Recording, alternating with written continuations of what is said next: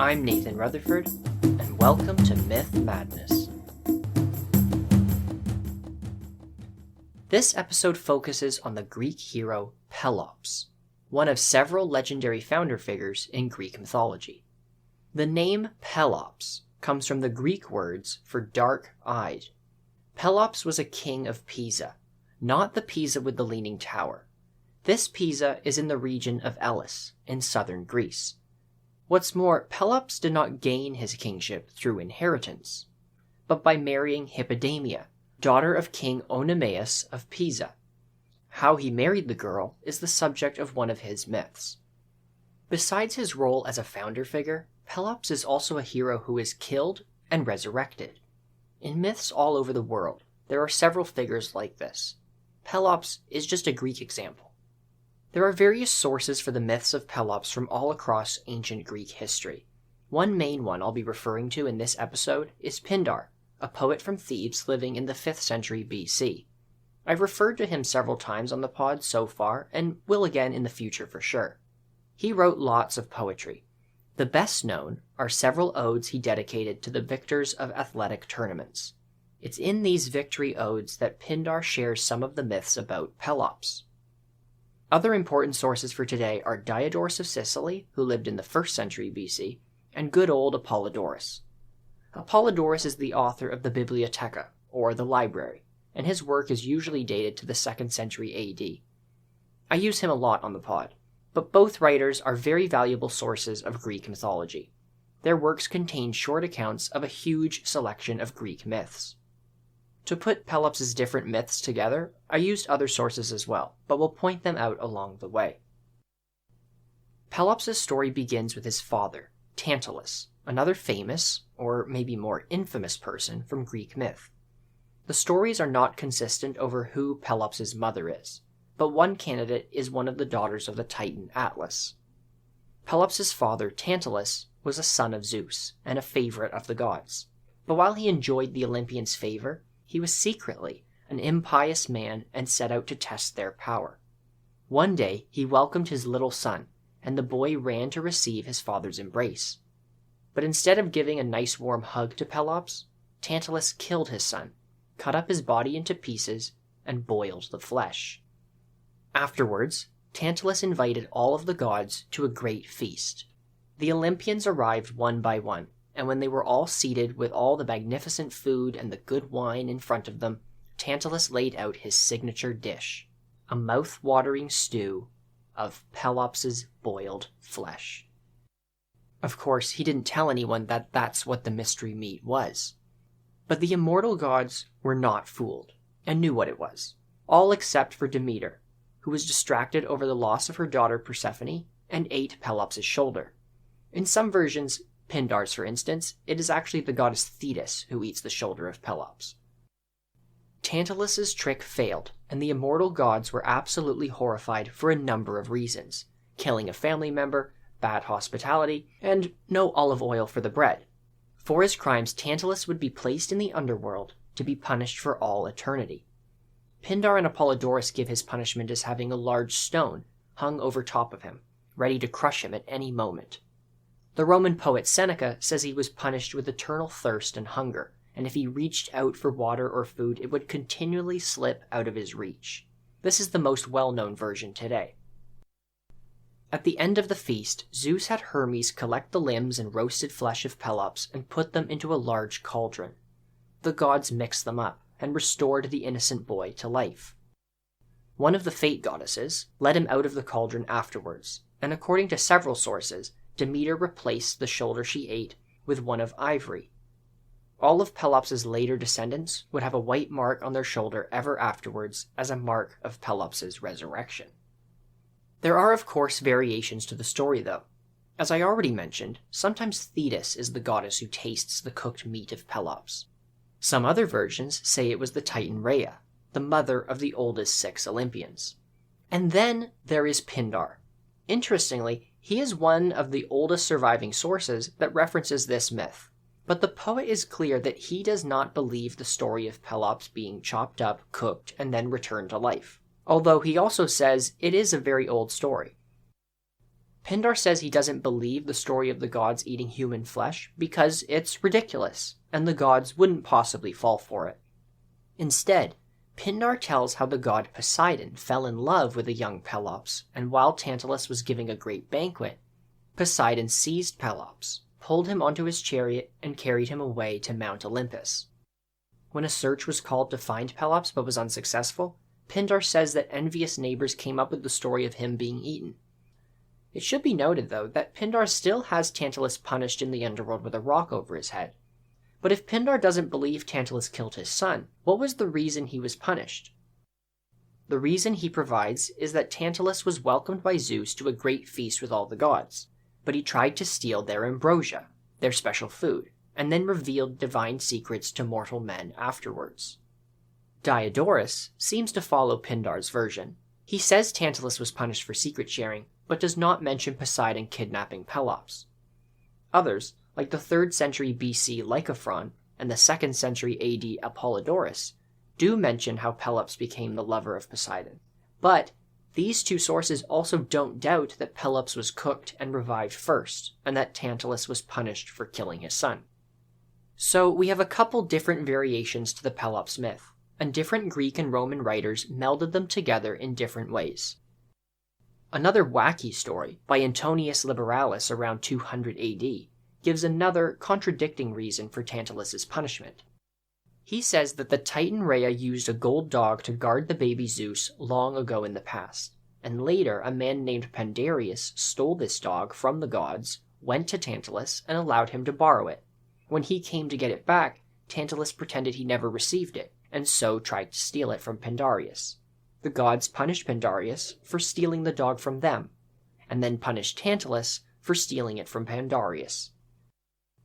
Essentially, though, the basic elements of this Pelops myth so far are being kidnapped, cooked, or both, and his father Tantalus being punished for the cooking or for stealing from the gods. The combination depends on the version. Nevertheless, in most versions, all of these events were supposed to have occurred in a kingdom located in modern-day Western Turkey. Tantalus was the king of this kingdom, and Pelops its prince, but the name of the kingdom is different in various Greek accounts. Sometimes it's Lydia, sometimes it's Phrygia. In other cases, it's a region even further away called Paphlagonia, located on the southern coast of the Black Sea. We are sometimes given the name of a capital city called Sipylus. In the real world, there was a mountain in Anatolia the Greeks called Mount Sipylus.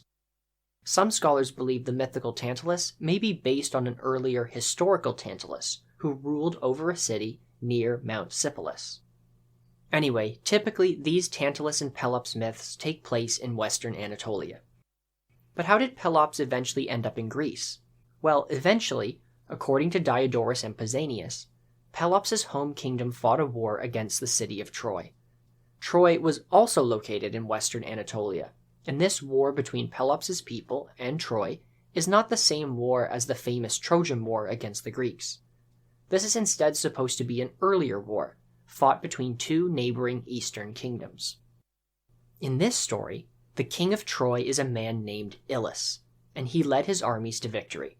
Afterwards, in defeat, Pelops was expelled from the area. So far we have a couple stories involving a young Pelops, and a couple contrasting traditions. First, there is Pelops as the son of Tantalus, who was killed, chopped up, and almost fed to the gods before being resurrected. Most sources agree, but one of the oldest, Pindar, says that this was not true. The second tradition is that Pelops was kidnapped by Poseidon, and went on to become the ruler of the sea's lover. Pindar provides this account as an alternative to the chopped up and eaten story, but other sources have this happen after the feast is over and Pelops is resurrected. We have a couple different reasons as to why Pelops' father Tantalus was punished: killing his son, gossiping with the gods' secrets, or stealing from the gods. One other tradition concerns the setting of these stories. Most of the later sources have Pelops in Anatolia and then getting expelled after his homeland is conquered by Troy. In this tradition, Pelops was a refugee who came to Greece. But other sources, such as Pindar and Homer, have the hero start off as a native of Greece. But wherever Pelops came from, whether it be traveling across the sea from Anatolia or from the rugged lands of Greece, he eventually went to compete for the hand of Hippodamia, daughter of King Oenomaus in Pisa. Oenomaus was the king, and also a son of Ares. The king had a daughter, Hippodamia, and he took great care to make sure his daughter remained single forever. There's different versions to explain why. Some, like Diodorus of Sicily, say there was an oracle that said Oenomaus would be killed by his son-in-law. He can't be killed if he has no son-in-law, right? The other version is that Oenomaus lusted after his own daughter and wanted to keep her for himself. Whatever the reason, though, Hippodamia was very beautiful, and hopefully had a personality that made up for her father's. Many different young men went to Pisa to try and gain Hippodamia as a wife. But Oenomaus declared that he would only give his daughter to the man who could defeat him in a chariot race. And if any man lost the race, Oenomaus would kill him and dedicate the dead man's skull to his father Ares. The king killed a lot of young men this way. Hesiod, in a surviving fragment of his lost poems, actually lists the names of a few of these young men. Eventually, though, Pelops came to Pisa to present himself as the next suitor for Hippodamia. You can imagine what he found there: the decomposing heads of the previous failed suitors, all arranged in a row. The poet Hyginus describes how when Pelops saw the heads fixed to the wall, he actually regretted coming to Pisa. The beautiful maiden and the large, bloodthirsty tyrant. How was he going to defeat the king? Pindar gives a good account of what happened next. He says that after Pelops arrived in Pisa, he went to the seashore at night. He called out to Poseidon, and when the god arrived, Pelops explained that 13 Greek men had already been killed by Oenomaus, and that he did not want to become number 14. He asked Poseidon to grant him victory, and to stop the murderous spear of Oenomaus from sinking into his soft flesh. In response, Poseidon gave Pelops his own shiny golden chariot, with horses that flew with wings and never tired. Another source, Philostratus the Elder, says these horses were able to pull the chariot across the surface of the sea. So this chariot gifted to Pelops was certainly something impressive. Pindar has the winged horses pull Pelops to a quick victory. The chariot race itself was a very celebrated story in ancient Greece. The race scene decorated Greek vases, and we know at least some depicted Pelops riding a chariot pulled by winged horses. Other sources add other interesting details to the story. The classical playwrights Euripides and Sophocles each wrote their own plays about it. Unfortunately, both of these are lost to history, so we don't know what they had to say about the myth. But there is another tradition that focuses less on magical winged horses and more on Pelops using a little bit of trickery to defeat Oenomaus. Those other sources add another Greek hero to the story. Myrtilos was a son of Hermes, and he served as Oenomaus' charioteer. Chariots in the ancient world are actually more complicated than you might expect. They often had 2 people driving them, for example. Diodorus explains how the chariot race was supposed to go.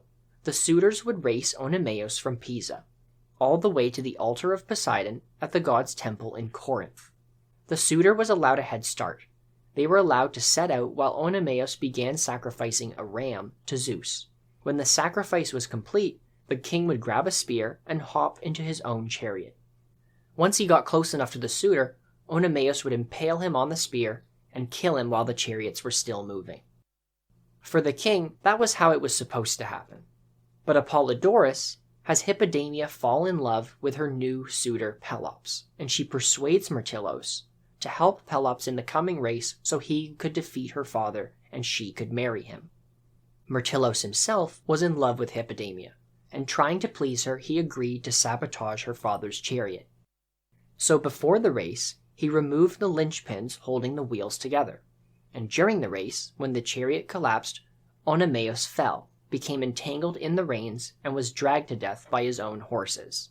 As he died, he cursed Myrtilos for betraying him. Afterwards, with Pelops victorious, Pelops, Hippodamia, and Myrtilos accompany each other on a journey. Not sure where, possibly to return back to Pisa after making the journey to Corinth. At one point, they stopped to get water, and Myrtilos, not actually a good guy, tried to rape Hippodamia. Pelops fought him off, picked him up, and threw the squirming Myrtilus off a cliff and into the sea. As the attempted rapist fell through the air, he had time to curse Pelops, Hippodamia, and their descendants before falling into the churning waves below and dashing his brains against the rocks. Why the curse? Well, while Apollodorus says it was Hippodamia who convinced Myrtilus to let Pelops win, the late Greek writer Pausanias says it was Pelops who actually approached the king's charioteer. According to this version, Pelops told Myrtilus that if he helped him, he would let the charioteer spend one night with his new wife Hippodamia. One incredibly problematic situation in this Greek myth, but it does give a twisted context to the curse. When Myrtilus fell to his death cursing Pelops, Myrtilus was cursing the hero for betraying him. Hyginus's version included Pelops making a different kind of promise with Myrtilus. In this account, Pelops promised the charioteer half the kingdom for helping him win. So it seems that regardless of what the promise was, there was some kind of a promise and a breaking of that promise. So Myrtilus is dead, and Pelops, and possibly also Hippodamia, are cursed. But Pelops also had more blood on his hands than just Myrtilus. The Roman Ovid says that Pelops was also guilty of the murder of his bride's father, since he instigated the whole thing. And the murder of a relative was a great crime in ancient Greece, and punished harshly by the gods. To be cleansed of his sins, whatever they were actually for, the ancient Greeks told a variety of actions Pelops took. One was that Pelops founded a temple to Hermes. This was supposed to appease Hermes, who was angry about the death of his son Myrtilus. Apollodorus has Pelops go on another adventure.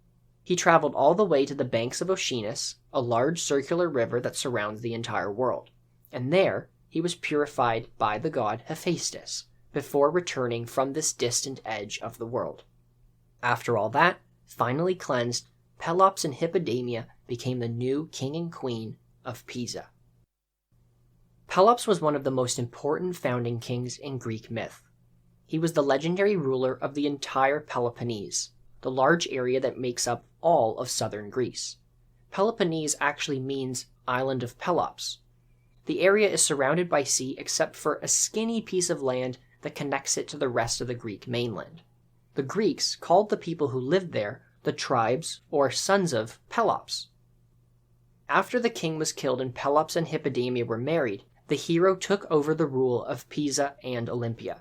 But Pisa and Olympia were just a small part of the larger region he would go on to rule. And as you can imagine, he expanded his kingdom at the point of a spear. Pelops conquered other places called Appia and Pelasgiatis by force. According to Apollodorus, Pelops then turned his attention to Arcadia, a rugged wilderness in the center of the Peloponnese. But he was unable to defeat its king Stymphalos in battle. Pelops resolved to acquire Arcadia through trickery. He made an offer of friendship to Stymphalos, and then had him captured, killed, cut up, and scattered his mangled limbs all over the place. For such a heinous act, Pelops once again needed to be purified. In fact, this crime was so bad, all of Greece needed to be purified. Infertility and famine plagued the land. It only ended after following an oracle's advice. The most pious man in the land, essentially a sage, made special prayers to the gods. Greece, and Pelops too, were saved. Even with all the curses and the obvious bad behavior, in the Iliad, Homer mentions how Pelops ruled according to the will of the gods. Hephaestus made a fine scepter for him, and Zeus gave it to Hermes to deliver. Pelops' descendants would carry this scepter, the symbol of the god-approved kingship, even during the Trojan War. So while Pelops might seem like an unsavory scoundrel, the ancient Greeks saw him in a more positive light. Diodorus of Sicily said Pelops gained more and more power on account of his wisdom and courage. Of course, one man's wisdom and courage could very well be another's trickery and ruthlessness. In these myths, it seems like Pelops fits more with that, and Diodorus himself recognized this. He says the king Elector of Elea feared Pelops, and even decided to share his kingdom with another third man who he asked for help. But conquest aside, Pelops was certainly revered for one thing. He was the legendary founder of the Olympic Games. With conquest, Pelops quickly grew his empire and came to control most of the western Peloponnese.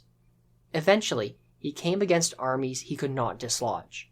His rival in the eastern part was none other than another hero, King Perseus of Argos. Certainly sets us up for an epic battle, right? Two heroes, favored by the gods, ready to duke it out for control of southern Greece.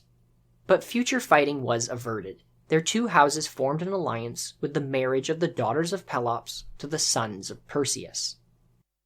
That brings us to who Pelops' family was. And of course, there are some inconsistencies here.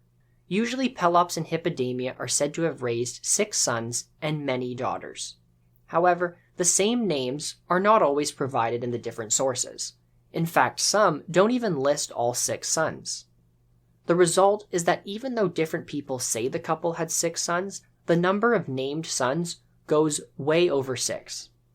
Pindar says Pelops had 6 sons by Hippodamia, but he does not name any of them. Homer gives us 2 sons, Atreus and Thyestes. Most of the other surviving sources also list these 2 brothers. They are the most important sons of Pelops. I won't go into a lot of detail on them in this episode because I think they deserve to have their own episode. The names for the children of Pelops vary widely. Some of his other sons are people like Alcathous, Coprius, Hippalcos, Letrius, and on the children go. Apollodorus gives us at least 10 names. Pausanias gives approximately 8. But annoyingly, their 2 lists don't even fully match. Clearly, there were several different traditions in ancient Greece about who exactly was a son of Pelops. These traditions were never really unified, and come to us in a big, jumbled mess today. In the real world, one of the reasons for this mix-up was since Pelops was such a legendary founder figure, different Greek communities would claim to be founded by a son of Pelops. In this way, they gained prestige by having a pedigree that went back to the ancient hero. In the myth world, the other reason for all the different sons is simply that Pelops had other lovers besides his wife Hippodamia. Chrysippus was one of the extramarital sons of Pelops. When sources name his mother, she is either the nymph Axioche or Danaus. Even though he was not Pelops' son with his wife Hippodamia, Chrysippus lived with Pelops' entire family. When Chrysippus and the other sons of Pelops were growing up, another young man, named Laius, was also living in the palace. Laius was not related to the family. He was a prince from Thebes, and he was in exile and seeking refuge with Pelops. Laius was supposed to be the king in Thebes, but was previously deposed by 2 other heroes, the brothers Amphion and Zethus, who I talked about in their own episode.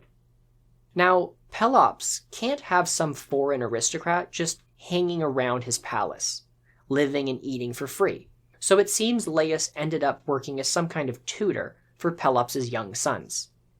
Laius taught Chrysippus how to drive a chariot. Chrysippus was a very handsome young man, and Laius developed a strong attraction for him. Eventually, Laius actually carried the younger man off, kidnapping him. What happened next? Hyginus has Laius take Chrysippus back to Thebes, even though he was supposed to be in exile, and says Pelops declared war on the city in order to get Chrysippus back. But Pelops ultimately did not save Chrysippus. The young boy was murdered instead. As it happened, he eventually ended up in the care of his half-brothers Atreus and Thyestes, after the kidnapping by Laius.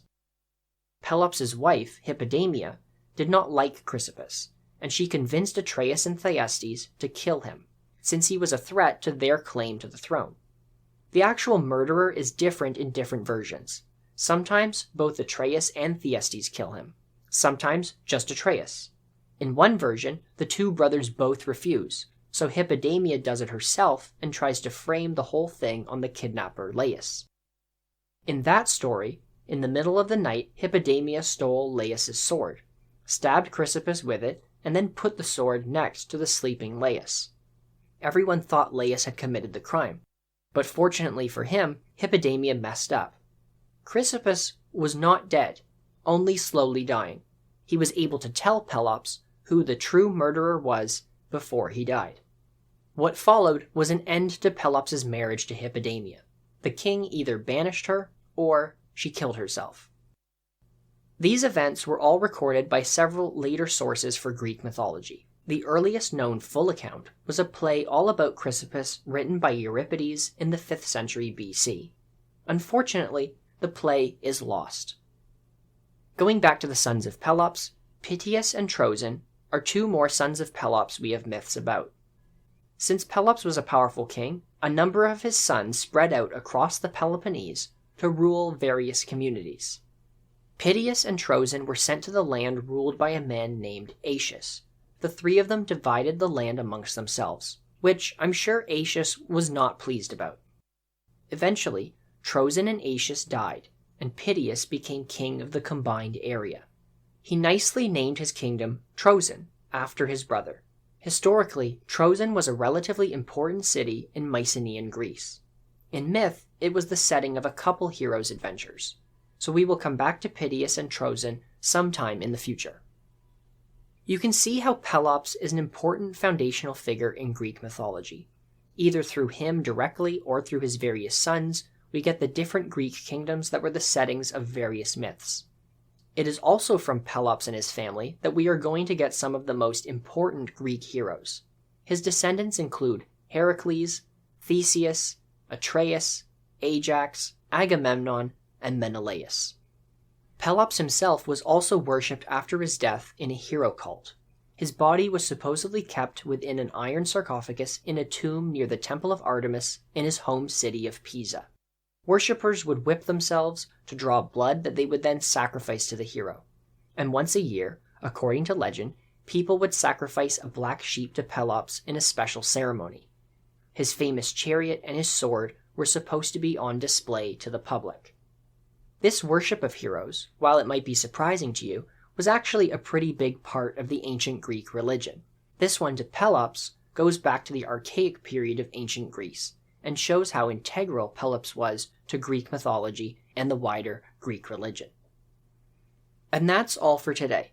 If you're enjoying this podcast, please send it to a friend who would enjoy it too. You can listen to the pod on several podcast streaming platforms. There's also a podcast Instagram page, myth.madness. Check it out. As always, thank you for listening.